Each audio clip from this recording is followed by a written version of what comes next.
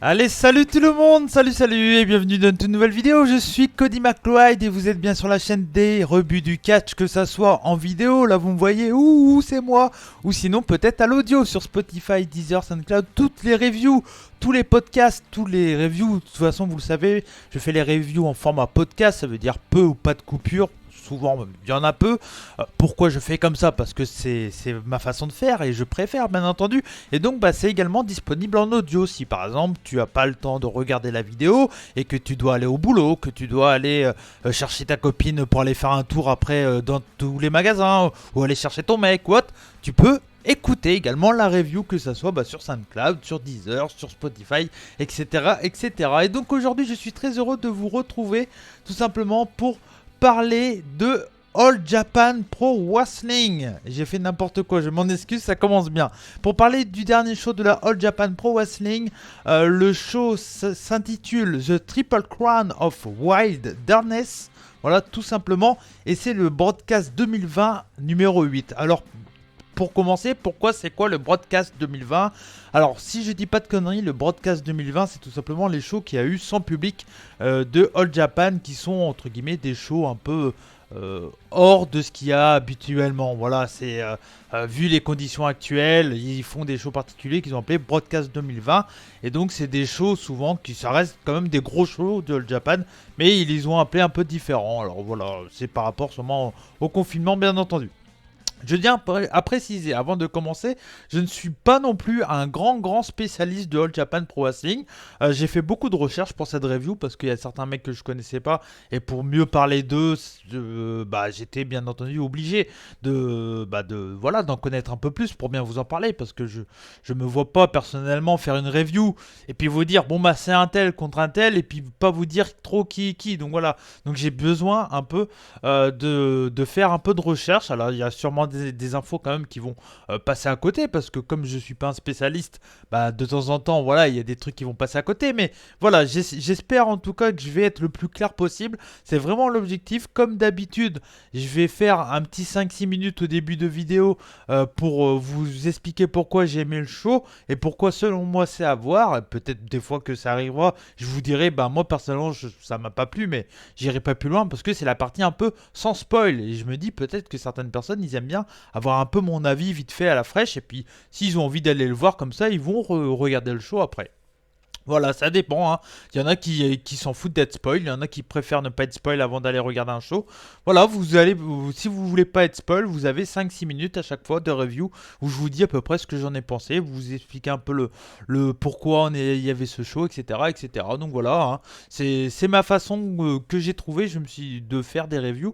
Je me suis dit que ça pourrait être pas mal de faire comme ça à chaque fois, dès que je fais des reviews, la petite partie non spoil, et après on va dans le dur du dur, où on va tout spoiler, et je vais vous expliquer qu'est-ce que j'ai pensé de ce show. Et donc, All Japan Pro Wrestling, l'une ou la plus vieille promotion, je crois que c'est la plus vieille promotion du Japon, en tout cas qui existe encore, hein. Elle a 75 ans, quelque chose comme ça, si je dis pas de bêtises, donc ça commence à dater pas mal, la All Japan. Ils ont donc leur show, c'était au Shinkiba First Ring, qui est une salle très connue de l'indépendant japonais. Je me souviens par exemple d'avoir vu beaucoup de shows de la Freedoms, euh, la promotion Deathmatch. J'ai vu beaucoup de shows de la Freedoms dans cette salle. Il y a également la Game Changer Wrestling qui a fait leur show dans cette salle-là, donc c'est une salle bien connue.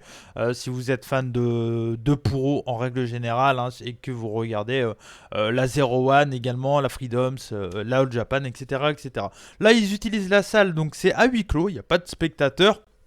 Même si il y a quand même un tout petit peu d'ambiance, dans le sens qu'il doit avoir des mecs du staff ou autre qui applaudissent, qui font le public, etc. Et donc ça permet d'avoir quand même une petite ambiance. C'est pas vide. Voilà, il y a des applauses, on entend un peu des Suwama, Suwama. Enfin voilà, ce genre de cris très japonais. Et donc voilà, donc ça permet d'avoir un show un peu vivant au point de vue sonore, on va dire. C'est pas vide, c'est pas comme ce qu'on a vu par exemple du côté de chez DDT ou du côté de chez Noah ou même de New Japan, Japan actuellement où c'est totalement vide. Là, voilà, il y a un peu d'ambiance et franchement, ça fait plaisir. Même 3-4 mecs qui applaudissent dans les mains, ça change totalement la façon de voir le show. Donc voilà.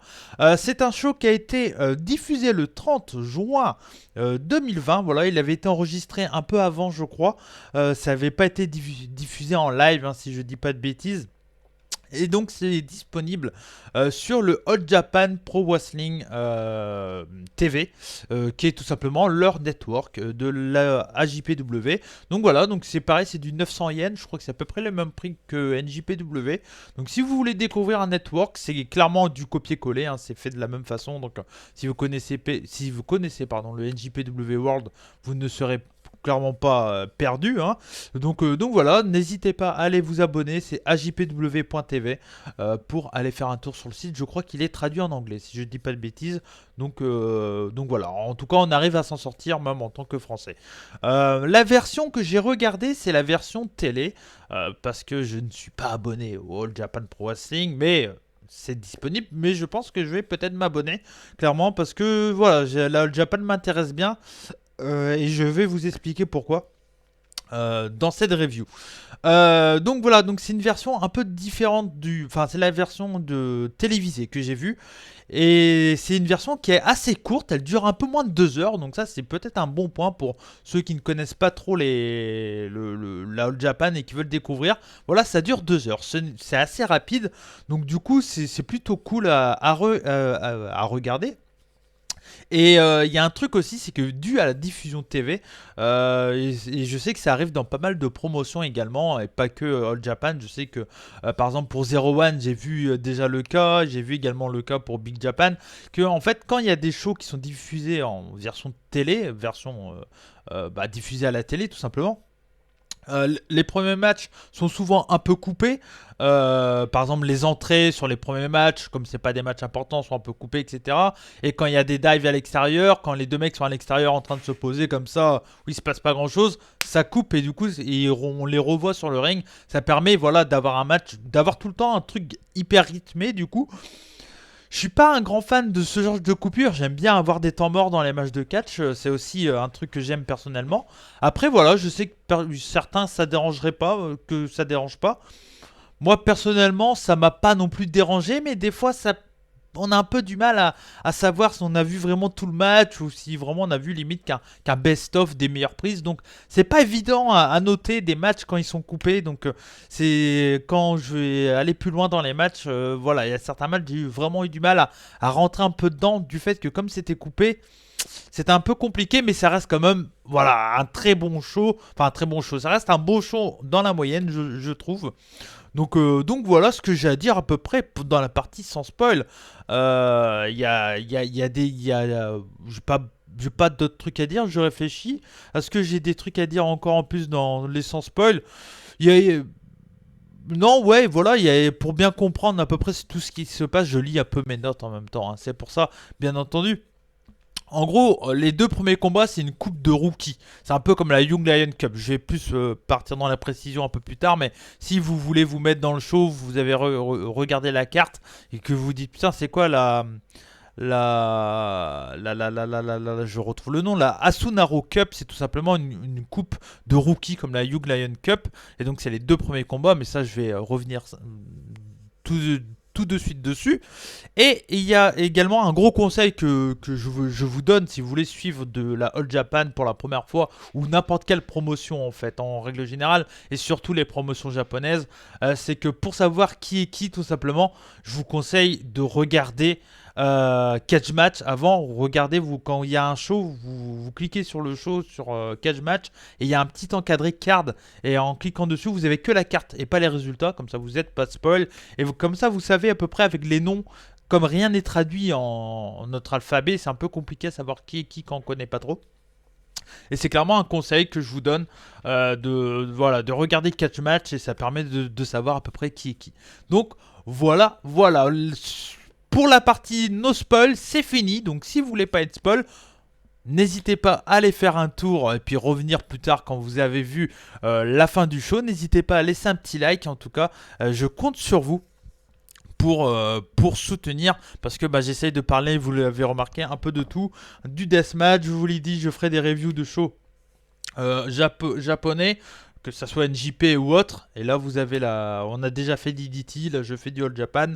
Je pense que les prochains ça sera de la BJ Dub et de la Noah également. Donc voilà, on essaye de parler du maximum de choses. En tout cas j'essaye de parler de ce que j'ai envie et de ce que j'aime. Et je vois que ma casquette est totalement pas droite. Et ma visière est de travers aussi, c'est bizarre ça, bref. C'est pas grave, j'ai la visière qui est de travers. Ça c'est pour ceux qui regardent la vidéo bien entendu. Donc... Voilà pour la partie no spoil et on va du coup passer tout de suite avec la partie spoil. C'est parti. Donc du coup le show a commencé avec la présentation des 4 rookies, des 4 catcheurs qui vont participer à la Ashino Cup. N'importe quoi, Ashino Cup. Ashino c'est un des main eventers de ce show. La Asunaro Cup, voilà. Et tout simplement la Asunaro Cup, qu'est-ce que c'est? C'est comme je l'ai dit dans l'intro, c'est tout simplement une Young Lion Cup. Hein, pour ceux qui connaissent la Young Lion Cup chez NJPW, ça permet de mettre les Young Lions en avant dans un tournoi. Et le gagnant est souvent celui qui a le plus d'espoir de percer, entre guillemets. La Asunaro Cup, en fait, si vous voulez, la Asunaro Cup, c'est comme le Young Lion Cup, sauf qu'eux, ils n'ont pas une division Young Lion, entre guillemets. Les mecs sont déjà un peu gimmickés, ils ont des personnages, c'est juste des jeunes catcheurs avec peu d'années d'expérience, en règle générale. Et donc, pour cette coupe Asunaro, qui est la 5e, parce que c'est quand même un truc qui date depuis pas mal de temps. Pour exemple, la première Asunaro Cup a été gagnée par un certain Toshiaki Kawada. Voilà, grosse légende du Puro dans les années 90, qui a eu sûrement l'une des meilleures feuds contre Misawa, entre autres. Hein, mais il n'a pas eu que ça. Mais bon, voilà, hein, Kawada, c'est une des légendes des années 90 dans le Puro. Donc c'est lui qui a gagné la première Asunaro Cup en 1989. Et il y avait également un jeune Kenta Kobashi dans la Asunaro Cup, donc voilà, pour vous prouver que c'est pas rien. Voilà, il y en a eu que 5 depuis 89, donc ce n'est pas tout le temps. Je pense qu'ils font vraiment quand ils se disent on a des petits mecs à mettre en avant, et du fait de les montrer, ça va permettre de les mettre en avant tout simplement. Et par exemple, des gars comme Jun Akiyama ou Marufuji ont également participé à cette coupe un peu plus tard, après, quand il y a eu des coupes. Hein. Donc voilà, je crois qu'il y en a eu une en 2000. Ça doit être en 2000, je crois, que Marufuji participe, et Akiyama, quelque chose comme ça. Donc voilà, donc cette année c'est une coupe c'est la 5e coupe, et c'est à 4 participants, pardon. Donc les premiers participants, donc c'est ce combat que vous voyez, c'est Dan Tamura qui est sur la gauche de votre écran pour ceux qui regardent la vidéo, et Atsuki Aoyagi sur la droite de la vidéo. Donc c'est deux jeunes on va dire de l'école de la All Japan, et le fait de gagner ce tournoi, ça peut permettre de bien les lancer dans la All Japan. C'est un peu ça le délire. Voilà, on va dire que le gagnant aura la possibilité de plus se montrer, j'imagine, chez All Japan. Donc c'est un truc qui est assez intéressant. Si comme moi vous aimez découvrir des jeunes catcheurs, c'est clairement le genre de truc qu'on aime. Voilà, hein, tout simplement. Donc du coup le premier combat, donc victoire de Tamura, donc le monsieur à gauche sur la photo avec la crête rouge. C'était un match qui était assez court mais très rythmé. Comme je vous l'ai dit, il est un peu coupé, donc du coup ça permet d'avoir un match super rythmé. Moi j'ai trouvé vraiment que les deux catcheurs sont plutôt cool, ils ont vraiment un bel avenir, je pense. Il y a des très bons moves, il y a un super finish avec Tamura qui porte une sorte de Texas Cloverleaf un peu, et Aoyagi tente de contrer, mais Tamura recontre à nouveau et reprendre cette soumission. Et franchement voilà, c'est des petits détails comme ça mais qui sont hyper sympas en règle générale. Et moi j'ai trouvé vraiment le match vraiment cool. Je lui ai mis un beau 3 étoiles pour un match de rookie entre guillemets. C'est vraiment voilà du très très bon catch, super opener, ça te permet de bien te mettre dans le show pardon. Et voilà, c'était vraiment très cool, et je vais suivre hein, du coup la suite de cette Asunaro Cup. Et donc je vous l'ai dit, la 5e Asunaro Cup est composée de 4 combattants qui vont se rencontrer. Alors j'ai oublié de le dire, c'est un système un peu comme le Young Lion Cup, c'est comme un G1 Climax, c'est un système de que tout le monde se rencontre. Celui qui a le plus de points à la fin des 3 matchs, du coup, sera tout simplement le gagnant de cette coupe. Et donc une victoire 2 points, un nul 1 point et une défaite 0 points. Et donc Tamura se retrouve avec 2 points et puis Aoyagi avec 0 points. On enchaîne du coup avec le deuxième match. Le deuxième match, c'est tout simplement encore une fois le deuxième match de la Asunaro Cup. Et c'est Rising Hayato qui est à droite sur votre image et Okuto Omori qui est sur la gauche. Même format que le premier match pour le coup. Encore une fois, hein, c'est très court. C'est coupé encore une fois, mais ça reste, du coup, ça permet d'avoir un match super rythmé. Des très bons moves encore et une magnifique German suplex pour la fin de combat avec la victoire de Okuto Omori. Donc voilà, j'ai pas grand chose à dire de plus. C'est un match qui est très sympa, ça se regarde très vite.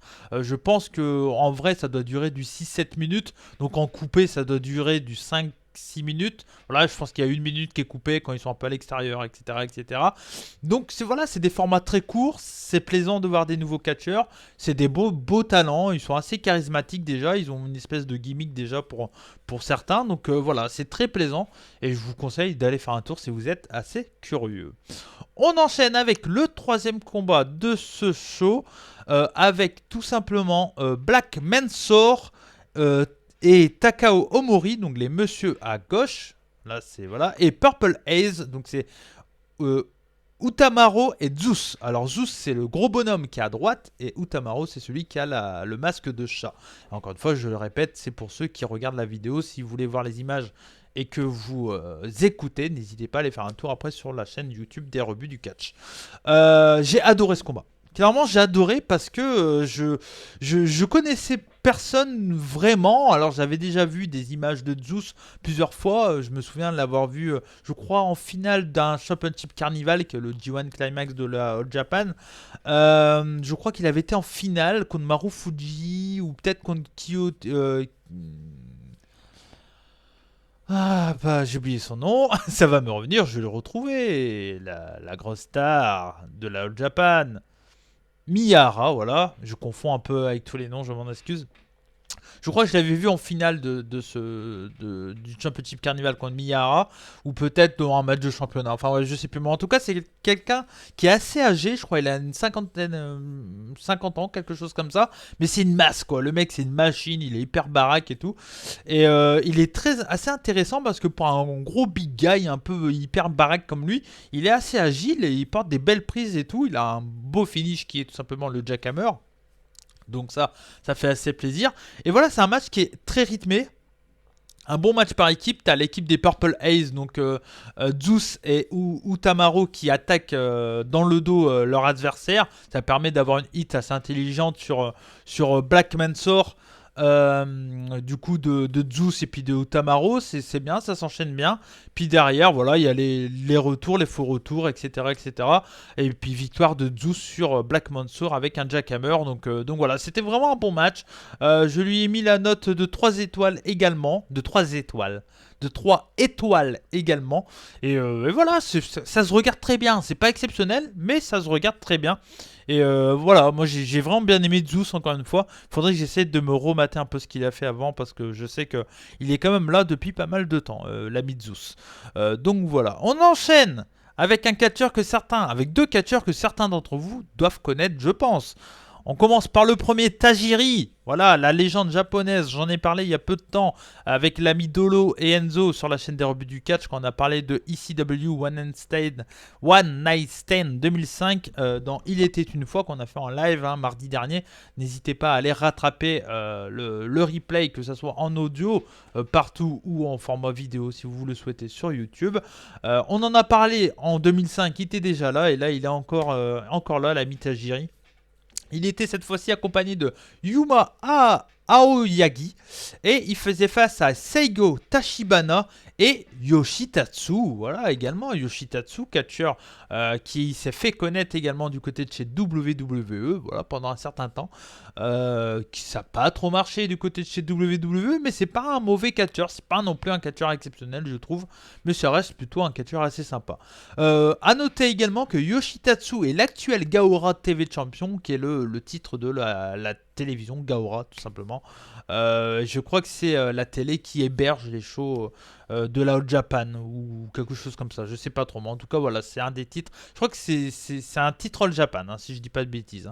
Hein. Mais voilà, mais en tout cas c'est Yoshitatsu est l'actuel champion de Gaora TV. Si vous le savez, bien entendu, je vous avais prévenu. N'hésitez pas à me dire les infos que j'ai pas pu citer dans les commentaires, bien entendu. C'est un match qui est surprenant, ultra court. J'ai pas l'impression qu'il a lui été très très coupé, mais il doit durer vraiment du 4-5 minutes à tout péter. C'est assez surprenant. Le début de combat est plutôt cool parce que il est là pour. J'ai vraiment l'impression que ce combat est là pour mettre over Tachibana, pour montrer Tachibana. Seigo Tachibana, c'est tout simplement un jeune catcheur, donc c'est celui qui est tout à gauche sur la photo. C'est un jeune catcheur, il a uniquement 22 ans je crois et il catchait chez Wrestle One. C'est quelqu'un que j'adore moi personnellement, c'est pas un grand catcheur mais je trouve qu'il est hyper charismatique. Il se met en position accroupie en mode Onizuka là voilà et puis il regarde les mecs avec en tournant la tête comme ça et il fait qu'est-ce que tu veux toi et tout. Enfin, il a une façon de parler qui est hyper marquante et moi à chaque fois dès que je le vois je fais putain il est fun quoi. C'est pas un catcheur de ouf, mais je me dis, il a 22 ans, tu peux le faire un bon work rate vraiment sympa. Bah, il est loin d'être dégueulasse également, hein, bien entendu. Et tu peux le faire un work rate plutôt sympa. Et en même temps, voilà, il a un beau personnage, très charismatique. Et là, dès qu'on le voit une fois, je pense qu'on s'en souvient assez rapidement de Tachibana. En plus, il a un nom, je trouve, qui... Voilà, c'est pas trop compliqué, c'est pas genre Yu Aoki ou enfin voilà des noms qui pour nous en tant que Français sont assez compliqués à retenir. Là, Tachibana, je trouve ça sur voilà Saigo Tachibana. Personnellement, j'arrive facilement à le retenir. Donc voilà, donc c'est un match qui est pour moi là pour mettre en avant Tachibana qu'on voit en tout début de combat contre Tajiri. Tajiri qui est toujours aussi cool, j'adore Tajiri moi voilà, moi Tajiri il me fait plaisir. Dès que je le vois, il est là, il prend son temps et tout. Je vais reparler encore de Tajiri un peu plus tard. Vous allez comprendre pourquoi, mais voilà, moi personnellement j'adore Tajiri. Et je suis très content de le voir chez All Japan. Et donc Aoyagi, on le voit pas beaucoup dans ce combat malheureusement pour lui. Et donc c'est Tachibana, dès qu'il donne la main à Yoshitatsu, c'est rapidement la fin du combat. Et derrière, il y a Yoshitatsu qui arrive à porter une soumission à la jambe de Tajiri, la Koji Clutch, et c'est cassé par Aoyagi, mais Tajiri se fait à nouveau surprendre par la Koji Clutch de Yoshitatsu. Et là, cette fois-ci, il abandonne un match assez court. Mais voilà, ça reste assez sympa tout de même. Je lui ai mis la note de 2,5 sur 5. Voilà, voilà. On enchaîne. Voilà, il y a quand même beaucoup de matchs dans ce show, donc voilà, je suis à 22 minutes. Bon, bah, ça va être. Je vais essayer de faire du 30 minutes, on va voir. Cinquième match, c'était un six-man tag entre Akira Francesco, un jeune catcheur de 21 ans, un jeune catcheur italien. Intéressant, un italien à la All Japan, qui aurait pu croire, et bah ça fait plaisir, c'est cool. Akira Francesco, c'est un jeune italien, hat flyer, vraiment très très cool. Il me fait quand même penser, que ce soit au niveau physique, et même un peu au niveau de ses habilités, au niveau du catch, un peu un certain Will Ospreay en début de carrière, clairement. Donc c'est quelqu'un à suivre, et il a déjà une bonne masse, à la différence d'un Ospreay en début de carrière, je trouve. Donc voilà, un catcheur très intéressant, Akira Francesco. Jiro Kuroshio, donc, qui est surnommé Ikimen. Donc je vais l'appeler Ikimen, ça sera plus simple. Donc si je dis Ikimen, c'est Jiro Kuroshio. C'est plus facile à dire, vous l'avez compris. Donc Ikimen, c'est un catcheur que moi j'avais vu du côté de chez Wrestle One. Il a été champion plusieurs fois, je crois, du côté de chez Wrestle One, la Defense promotion de Keiji Muto.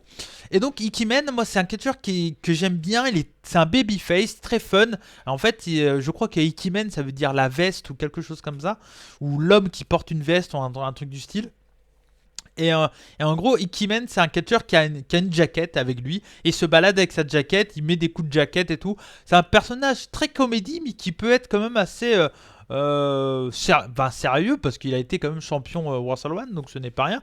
Donc voilà, c'est un personnage assez inhabituel, on va dire, mais très intéressant.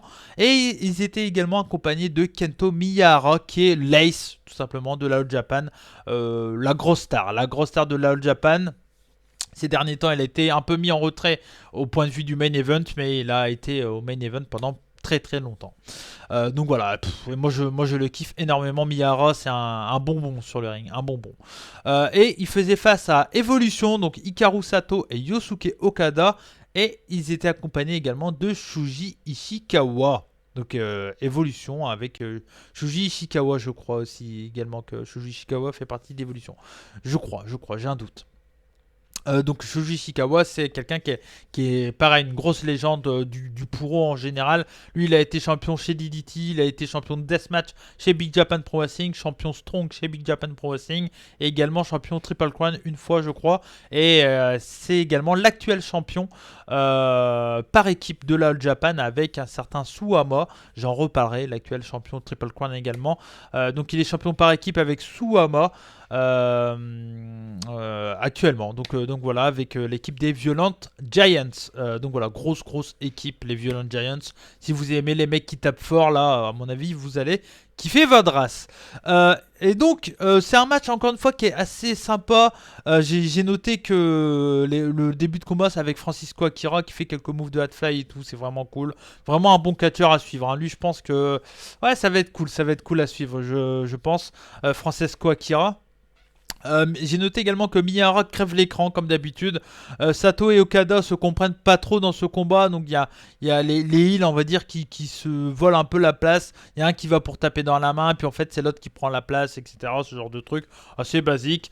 Et j'ai noté également que Ishikawa, il est immense, quoi. Le mec, il doit faire 1m90, enfin, un truc comme ça. Il est énorme par rapport à un Francisco Akira qui est un peu un gabarit de head flyer. C'est vrai que c'est assez surprenant, mais c'est plutôt cool. Et puis il y a Jiro Koroshio, donc Ikimen, qui tout simplement fait le côté comédie du match. Donc c'est un match qui est assez cool, mais j'ai l'impression qu'il est quand même pas mal coupé. Donc voilà, j'ai bien aimé, c'est un bon match. Victoire des Face, donc Akira Francesco Jiro Koroshio, donc Ikimen et Kento Miyahara. Et à la fin du combat, tout simplement, il y a Ikimen qui demande d'être en tag team, en équipe avec Miyahara. Et Miyahara, il dit ouais, mais moi je veux pas être en équipe qu'avec toi, je veux être en équipe également avec Francesco Akira et avec le top Gaijin, il appelle. Bon, en même temps, je crois que c'est le seul Gaijin actuellement chez All Japan. Et il veut être en équipe avec Ikimen et Akira. Et donc du coup, à la fin, ils disent allez, on est en équipe. Et du coup, logiquement, une nouvelle création de faction, entre guillemets, en tout cas d'un trio entre Miyahara, Ikimen et puis Francisco Akira. Donc très cool pour Akira. 21 ans, tu es en équipe avec l'ace d'une compagnie. Tu peux pas rêver mieux, clairement. Tu peux pas rêver mieux. Et ça fait plaisir. Donc voilà. Donc le match, je lui ai mis la note de 2,75 sur 5. C'est pas exceptionnel, mais ça reste quand même plutôt sympa. On enchaîne avec la All Japan Pro Wrestling. N'importe quoi. C'est déjà un show de la All Japan. J'essaye d'aller vite parce que je vois le temps. Je fais ouh, ça dure. Mais en même temps, on parle d'un show. C'est normal que ça dure un peu. Hein, voilà. Et puis, je sais que ceux qui regardent cette vidéo, c'est soit qu'ils ont envie d'être curieux, et ça, je vous en remercie, ou soit que vous connaissez la All Japan et que ça vous fait plaisir d'avoir quelqu'un qui parle de All Japan sur le YouTube Game en France et le podcast Game également. Donc, on va parler du titre All Japan Junior Heavyweight. Et donc c'était un match pas pour le titre, mais pour être number one contender entre Yusuke Kodama et Koji Iwamoto. Yusuke Kodama, c'est tout simplement un élève de Tajiri, et clairement ça se sent. Voilà, le mec dans le look, dans le style, dans la façon de bouger, dans plein de choses, ça se ressent que c'est du Tajiri. Si vous aimez Tajiri, vous allez adorer Kodama parce que c'est clairement le même style, même dans les coups. Voilà, il a vraiment beaucoup de choses de Tajiri. Et moi, personnellement, j'adore Kodama. Voilà, c'est quelqu'un qui fait partie de la faction Les Enfants Terribles, qui était du côté de chez Russell One, et qui, avec Les Enfants Terribles, Kuma Arashi et Shota Ashino, J'en reparlerai un peu après.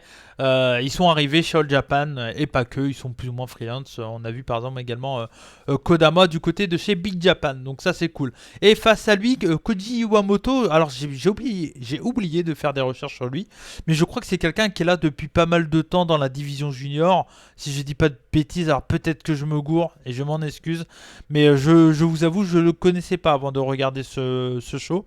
Et j'ai trouvé que c'était vraiment cool.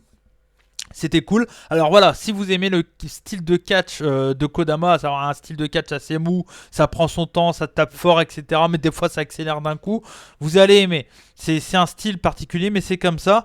Le match est quand même pas mal coupé, comme Kodama prend son temps. Je pense ils se sont dit, allez, on coupe pour donner un truc hyper rythmé. Du coup, on voit pas trop le fait que Kodama est assez attentif, qui prend son temps, etc. Donc ça permet d'avoir un match hyper rythmé, donc ça c'est plutôt cool. Et à la fin, tu as Iwamoto qui fait des excellents retours. C'est vraiment un très très bon catcheur, Iwamoto, franchement. J'ai vraiment été vraiment très, très impressionné par ce catcheur. Également, il fait son finish, c'est tout simplement une prise de judo qu'il appelle lui le Koko no Geijutsu.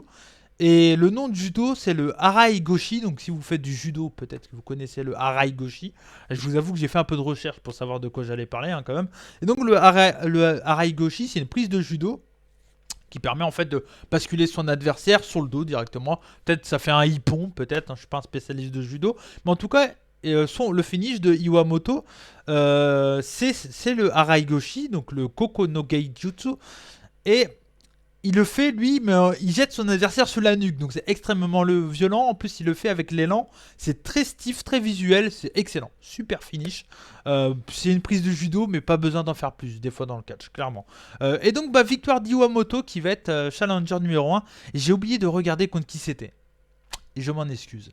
Et je vais pas regarder maintenant, je vais pas regarder. Ah, allez, j'ai pour 2 minutes. Je regarde maintenant en live parce que j'aime bien dire vraiment et pas faire de conneries. Et voilà, je vais regarder en live qui est l'actuel champion de All Japan Junior. Comme ça, je dis pas de bêtises et comme ça, tout le monde est nickel. L'actuel champion junior, c'est... Ah bah, ok. Ah, c'est Susumu Yokosuka, voilà. J'ai cru que c'était Ultimo Dragon. Il disait, mais non, c'est Ultimo Dragon, les NWA International Junior Heavyweight. Donc c'est Susumu Yokosuka. Et donc, l'ami Iwamoto aura un match contre Yokosuka très bientôt. Donc voilà pour ce match-là de Junior. On enchaîne avec l'avant-dernier match de ce show avec Kuma Arashi qui est le monsieur à droite sur la photo contre Jack Lee. Jack Lee qui est un ancien champion All Japan, qui est un ancien champion de la All Japan. Il a été plusieurs fois champion si je dis pas de conneries. Donc je suis sur cette page de Kajima, je vais vérifier. Il a 31 ans, donc assez jeune. Il a 8 ans de carrière et il a été champion. Il a été... Non, il n'a pas encore été champion All Japan Triple Crown.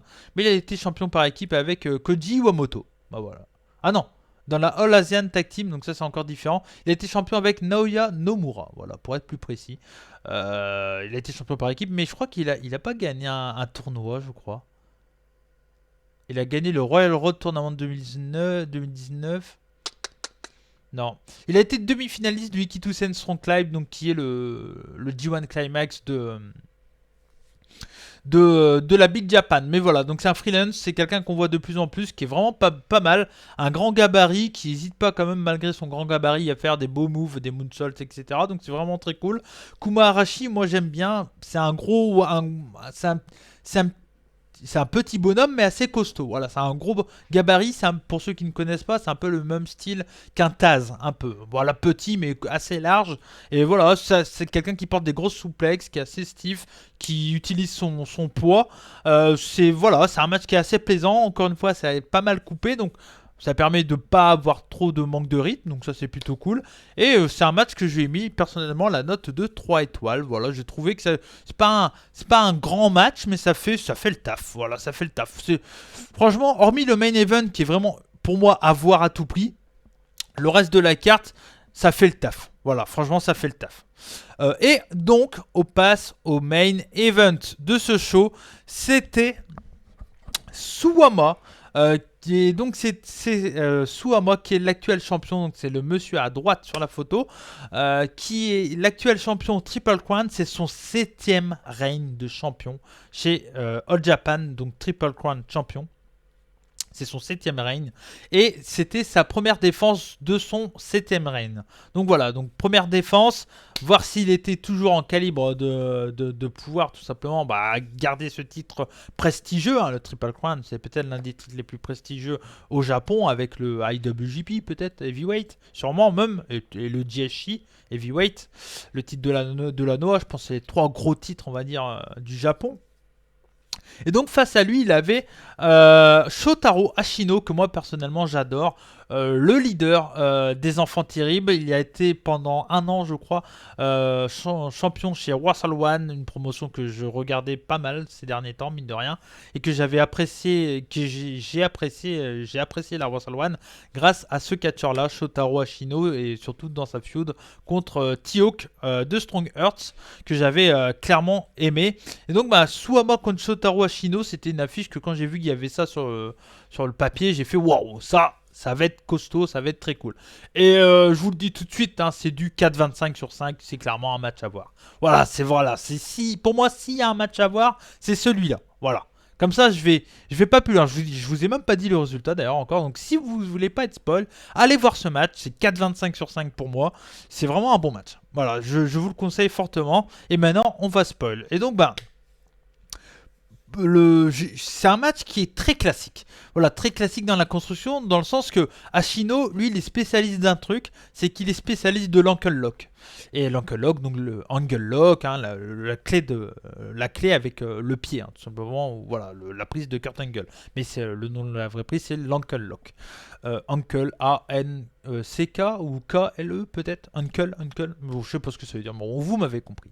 Et donc l'Ankle Lock. Et donc assez rapidement, Suwama qui est assez costaud et voilà, bien sur ses appuis, intelligemment, Ashino l'attaque rapidement au point de vue d'une de ses 2 jambes. Et donc pendant pas mal de temps, on a une belle hit, vraiment bien, qui est très intelligente sur la jambe de Suwama qui fait des retours de temps en temps, etc. Mais qui arrive pas parce qu'à chaque fois sa jambe lui fait mal, etc. etc. Donc personnellement, première partie de combat, presque parfait. Voilà, moi j'adore ce genre de style de combat, c'est très bien construit, rien à dire. Franchement, rien à dire.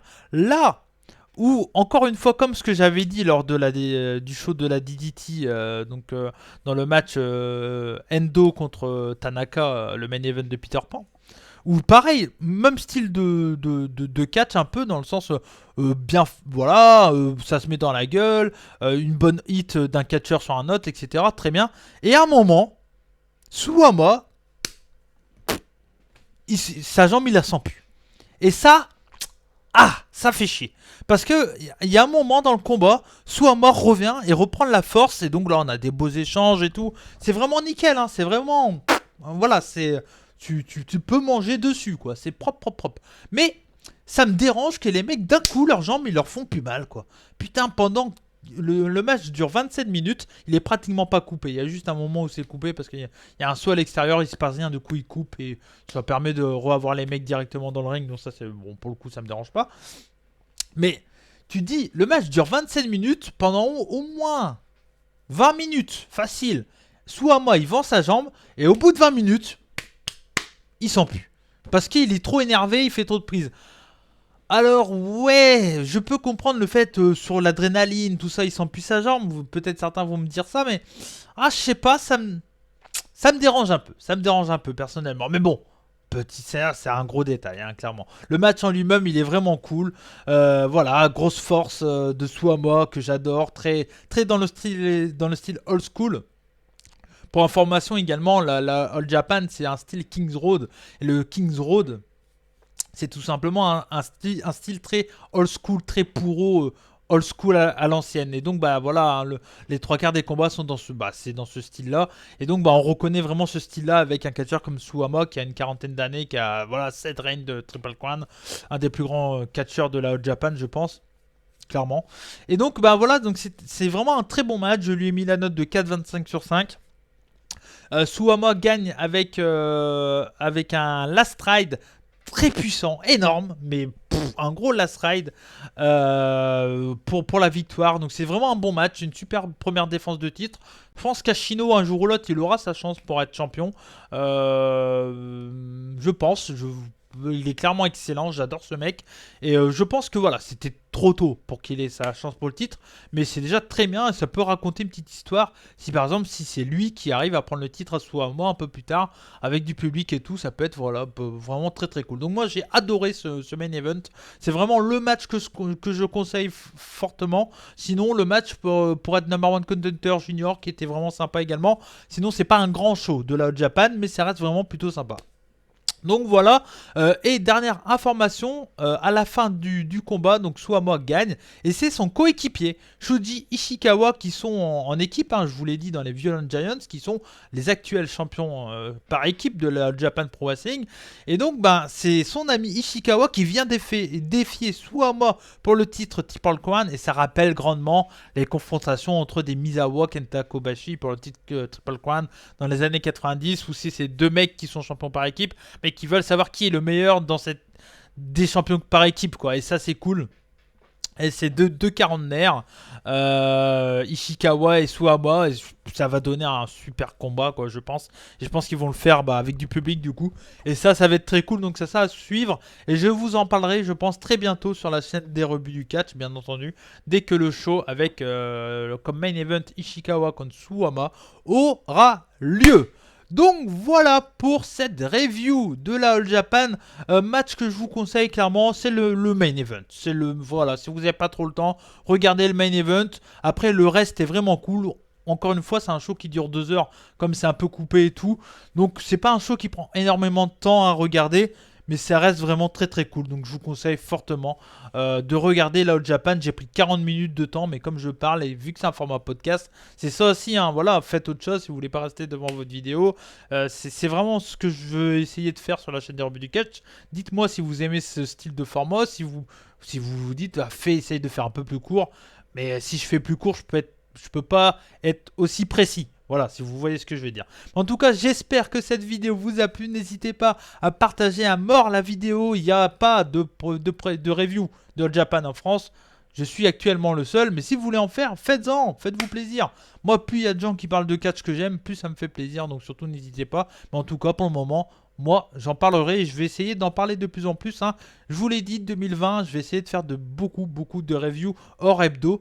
Parce que j'en parlais souvent de ce genre de show en hebdo. Mais je sais que certains d'entre vous n'ont pas envie d'écouter un podcast où on parle beaucoup de VVE, All Elite, et ça les intéresse pas. Donc le fait d'avoir juste une review de 40-50 minutes gros max où on parle d'un show, je pense que ça les intéresse un peu plus. Donc voilà, c'était Cody McLeod des rebuts du catch. Je compte sur vous pour partager tout ça. Laissez un like si vous avez aimé cette vidéo. N'hésitez pas à me dire dans les commentaires comment vous avez trouvé cette vidéo, format podcast, vidéo, bref, vous l'avez compris. Et également, n'hésitez pas à aller voir, à partager tout ça également, le format audio, SoundCloud, Spotify, tout ça, tout ça. Donc voilà, n'hésitez pas à me dire dans les commentaires comment vous avez trouvé tout ça, comment vous avez trouvé également le show si vous l'avez vu. Je compte sur vous, c'était Cody McLeod des rebuts du catch. Je vous fais des bisous et comme on dit chez nous, bonsaï, ciao.